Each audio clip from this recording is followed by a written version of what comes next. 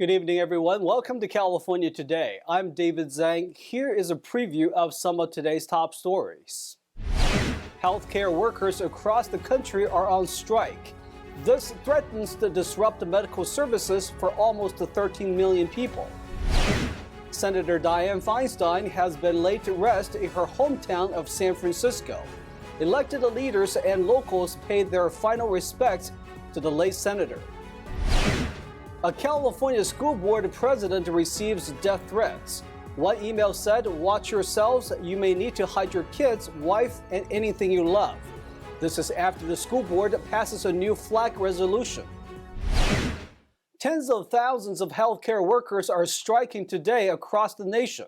NTD's Christina Corona has more from the picket lines. We're here in Baldwin Park at the Kaiser Hospital, where more than 75,000 Kaiser Permanente workers walked off the job this morning, marking what would be the largest healthcare strike in U.S. history. Negotiations between the coalition of Kaiser Permanente unions and the healthcare provider are ongoing and reportedly making progress, but workers still opted to walk off the job for a scheduled 3-day labor strike. The strike started at 6 a.m. local time across numerous Kaiser hospitals and medical facilities in California, Colorado, Oregon, Virginia, Washington State, and Washington, D.C. We spoke to several healthcare workers who shared what brought them out to the picket lines. We're on strike because Kaiser executives refuse to listen to frontline healthcare workers, and they have been bargaining in bad faith to end the Kaiser short staffing crisis. The focus of this is the unfair labor practices that Kaiser has been conducting over the past years. As a member of the bargaining team, I've sat face to face with Kaiser executives. They are not bargaining in good faith. They are leaving us at the table for hours. They don't care about the short staffing crisis, and we need them to be for frontline patient care. Many healthcare workers say they are taking on work that requires multiple healthcare workers. Some of us are doing the work of 2 and 3 employees because we care about our patients and we definitely don't want them to suffer. We're doing all we can to fill in the gap. Oh yeah, I'm a phlebotomist and I draw blood from patients, and I'm left alone to do the job of not 2 phlebotomists but 3 phlebotomists. And not only does that delay patient care, it compromises patient and employee safety. The strike, which is scheduled to last 3 days, threatens to disrupt medical services for almost 13 million people. However, Kaiser has responded to the strike by stating on their website, "We want to reassure you that your care is our top priority. We have contingency plans in place to help ensure you continue to receive safe, high-quality care during this period." They go on to say, "Our hospitals, emergency departments, and pharmacies will remain open during the strike and will be staffed by our physicians, trained and experienced managers and staff, and in some cases, we will augment with licensed and qualified contract staff. If you think you're having a medical or psychiatric emergency, call 911 or go to the nearest emergency department." As of now, the strike is set to end Saturday, with workers in Southern California returning to the hospitals by 6 a.m. Christina Corona, NTD News, Baldwin Park. A California bill that aims to alleviate the state's school nurse shortage by hiring licensed vocational nurses was passed by the Assembly and the Senate. But it was opposed by the teachers' union, who argue it could be used to hire more lower salaried employees. Assembly Bill 722 would allow school districts to hire licensed vocational nurses when credentialed school nurses are unavailable. Introduced by Assemblywoman Megan Daly, the bill would allow licensed vocational nurses to practice at schools under the supervision of a credentialed school nurse employed by the same district. Ms. Daly said that the COVID-19 pandemic exacerbated California's school nurse shortage, and rural schools are more likely to lack school nurse support than those located in cities. The bill has garnered support from the Association of California School Administrators and the California School Boards Association, but it is opposed by the California Teachers Association, a union representing 310,000 teachers. The union says hiring licensed vocational nurses may be an immediate solution for rural counties, but argues that larger schools could use the bill to hire lower salaried employees and circumvent labor agreements. The bill was unanimously passed by both the Assembly and the Senate. It is waiting for the governor to sign or veto by October 14th. Death threats suggesting, quote, hunting Christians and enjoy your weekend, it could be your last. These comments were emailed to a California school board president after the board decided to only fly the American and California flag on campus. NTD's David Lamb speaks with Ryan Jurgensen, who was granted a temporary restraining order for his safety.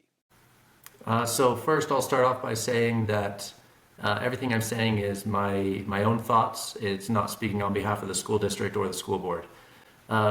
Regarding the death threats and threatening emails, there's been, I don't know, maybe 3 or 4 that were serious enough to take considerations and report it to law enforcement, and that's being investigated. But there were also quite a few emails and letters that came that were supportive and kind. Dr. Jurgensen, were you anticipating or expecting this type of reaction? No, of course not. I'm a school board president at the school that my own children go to. My whole reason for being on the school board and seeking that position 2 years ago was because I have 4 children attending the school and I have another one going. Other media sources are framing this as a pride flag ban. Can you clarify more on why that could be a misconception? I'm disappointed that certain groups want to make it about them. There are other groups who have said they want their flags flown. This is not singling out any particular group. That's not what this discussion is about. But yeah, there are certain groups and special interests that want to make it about them. Ultimately, at the end of the day, I would love for this school to be about every school child, every student. What alternatives do you think that the school could take instead of flying flags in order for students to feel more included? Let's focus on uniting under the flag of the United States of America and the patriotism and nationalism there, and let's work together from there. Let's work on education. Let's work on these things that unite us and bring us together. During that September board meeting, I saw parts of the meeting and it seemed very intense with people yelling and there's a lot of commotion. How did the tense situation make you feel? It was not an enjoyable situation. I feel the reason I'm doing this, the reason I'm on the board, the reason I'm volunteering all of this time at no pay and no benefit is because I want to preserve a great school and a great district for our community and for all of the children that go there. So it's difficult, yes, but if I don't do it, who's going to do it? We're going to have people who are partisan, people who are angry, people who are guided by their own subjective desires and partisan politics to steer the ship of this small school district, and I'm not going to stand for that type of vitriol and fighting. The only way for bad and evil to continue is for good men to do nothing. Dr. Ryan Jurgensen, Board President of the Sunol Glen Unified School District, thank you again for your time. You're welcome. Thank you. We'll take a short break now, everybody, but here's a look at what we have for you when we come back. A tiny house in Los Angeles recently sold for $1 million. Forecasts show home prices will continue to climb through next year. A century-old restaurant could be closing soon. The owner says the city has started an eviction process. 3 California cities have been named the best for women. Some city residents shared more on if they agree with the study. Those stories and more coming up on California Today.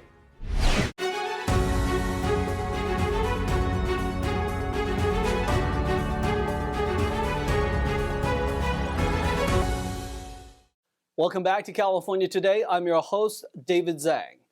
LA home sales drop as costs spike. West Hollywood's tiniest home fetches $1 million price. NTD's Stephanie Seacole reports.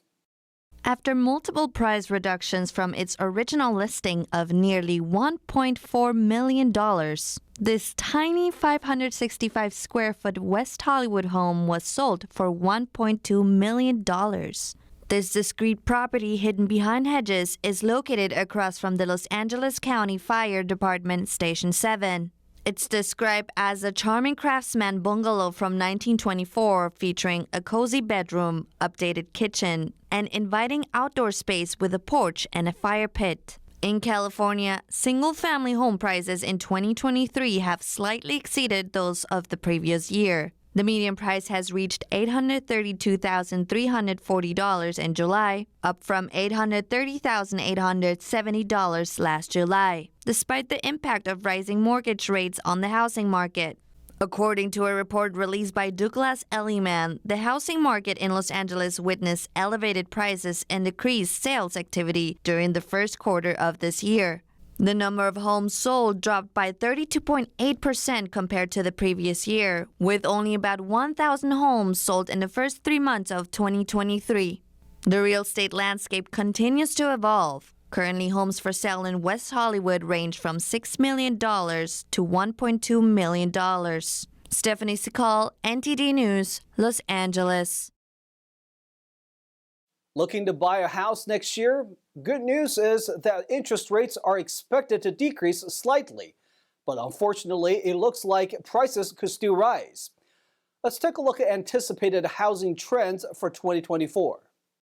According to a newly released report from the California Association of Realtors, interest rates are expected to fall below 7% in 2024. California's median home prices are expected to climb 6% to more than $860,000, and the affordability will remain at 17%. The reports show that returning affordability to pre-pandemic levels of 30% will take several years. It would require either wages to keep pace with inflation or the construction of more housing to boost supply. Based on the report, some realtors anticipate a healthier housing climate in the Golden State next year as costs to finance homes decrease and more sellers and buyers participate in the market. But of course, housing prices are expected to go up. Calculations in the report are based on expectations that interest rates and core inflation will both decrease in 2024. Olvera Street in Los Angeles is a place where visitors can get a taste of a Mexican culture with family-owned cafes and storefronts. But one of its oldest restaurants may have to shut its doors for good. NTD's Christina Corona hears more from the owner. We're here on Olvera Street at La Golondrina Cafe, which is the oldest Mexican restaurant here on the street. Behind me is the historic eatery where the owners may be facing eviction, but they say they aren't the ones at fault. Housed within a 166-year-old brick building, David Gomez, the restaurant owner, tells us about their ongoing dispute with the city over plumbing issues, leading to potential eviction. So the pipes are just completely destroyed, and we are finding the city at default. So we haven't paid $1 of rent in over a year because we find that the city needs to fix their infrastructure in their building. The El Pueblo commissioners voted to start the eviction process last Thursday. In a commission report, they stated, because of the non-payment of rent, it is recommended that the board authorize the issuance of a 30-day notice directing Casa Golondrina to pay a prior year of base rent or quit the premises, with the accompanying right to terminate the concession agreements and recover possession of the premises. However, Gomez says they initially received a proposal phase from the city to help with repairs. Currently we owe $300,000 in back rent. So previously, before, there was a rent abatement on the table for about 4 months, but literally minutes before it was going to go up for a vote and up to the commission, it was pulled for unknown reasons. NTD reached out to the El Pueblo Board of Commissioners, but they did not respond immediately for comment. Currently, the city is telling us that there's no issue in the plumbing at all, which contradicts 2 different reports written by the Arturo Chavez, which is the general manager of Olvera Street.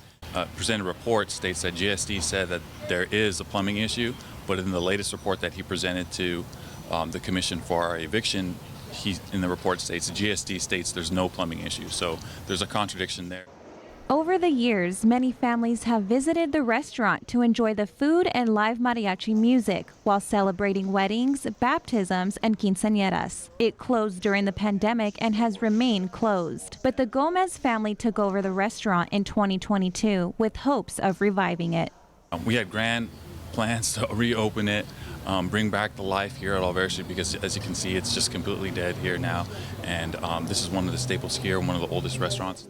A GoFundMe page has been created by the owner to help pay for legal fees. And other ways to support Olvera Street. You can just come down here Olvera Street and just come hang out, visit the puestos, eat at the other taquerias, because Olvera Street needs the business. And with La Golondrina closed, it's really, really hurting Olvera Street.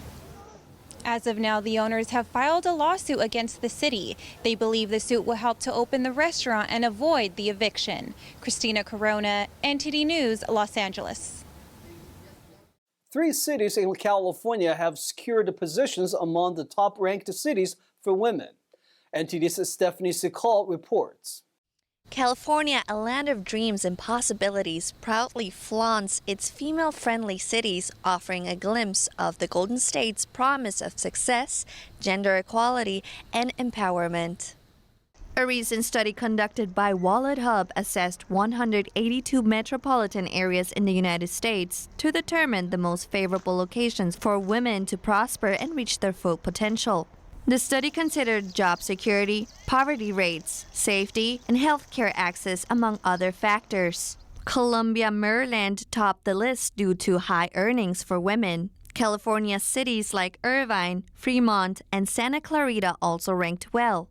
We asked 2 UCI students what their thoughts were on Irvine ranking top 3 on best cities to live for women. I think overall, Irvine is just a very safe city, like in general, and I feel like there's a lot of opportunities here for women. Yeah, I also feel the same thing, and I also feel like a lot of girls also like are more independent here because like they feel really safe, so like they go outside more. Like I see a lot of girls like exercise outside more, and yeah, I think it's just really safe. Yeah. The study highlighted that higher earning potentials can boost women's financial success as they age. Most top cities were on the West and East Coast, while Jackson, Mississippi was deemed the least favorable for women with a high unemployment rate. As these findings resonate across the nation, it is evident that creating environments beneficial to women's success is not only a matter of policy, but also one of societal progress. Stephanie SoCal, NTD News, Irvine. Now let's check in with NTD's Tyler Castillo for our sports roundup.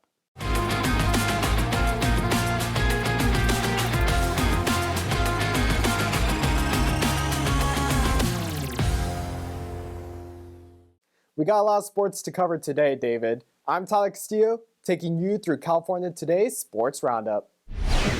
The San Francisco Giants fired their manager Gabe Kapler after missing the playoffs once again this year. Kapler joined the Giants in 2020, and since then only took the Giants to the playoffs once. He was fired just 3 days before the season concluded. On Instagram, Kapler posted his farewell message saying, "I believe we all aspire to come to work every day and believe that the work we do is meaningful, and that was true for me with this group." He ended his message with, "I have a ton more to say. I'll do that over the course of time. I'm genuinely looking forward to what comes next." He finished his tenure with the Giants with 295 wins and 248 losses. We wish Kapler the best of luck in his next adventure in the MLB. And that was all the sports for today. I'm Tyler Castillo. Back to you, David. Thanks, Tyler. That's all we've got for you tonight. We'd like you to join us again on California Today every weekday at 8 p.m. Make sure to check out our broadcasts at ntd.com/California-today. You can also find all of our top latest clips there, ready to share with friends and family. Send us a message on Facebook, Twitter, Instagram, Ganjin World, or through our email, california.today@ntd.com. I'm David Zhang. Have a wonderful evening.